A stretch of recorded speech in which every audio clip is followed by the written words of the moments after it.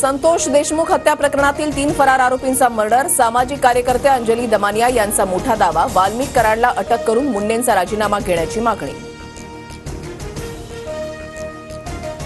संतोष देशमुख हत्या प्रकरणी बीडमध्ये आज मूकमोर्चा. सर्वपक्ष नेते रस्त्यावर उतरणार. मूकमोर्चा एसपी कार्यालयाच्या ऐवजी जिल्हाधिकारी कार्यालयावर धडकणार.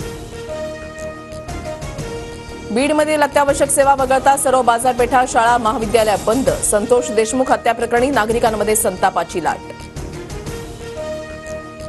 फरार वाल्मिक कराडच्या पत्नीची सीआयडीकडून 40 मिनिटात चौकशी. वाल्मिकच्या 2 अंगरक्षकांसह दादा गटाच्या जिल्हाध्यक्षाकडेही पोलिसांकडून विचारपूस.